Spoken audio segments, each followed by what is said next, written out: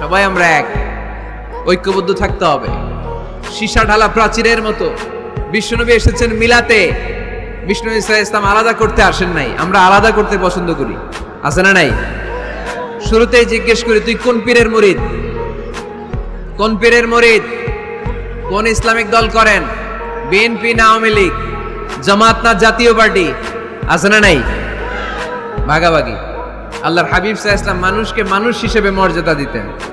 এক ইহুদির লাশ দেখে আল্লাহর হাবিব দাঁড়িয়ে গেলেন। সাহাবারা বললেন, ইন্নাহু ইয়াহুদি ইয়া রাসূলুল্লাহ।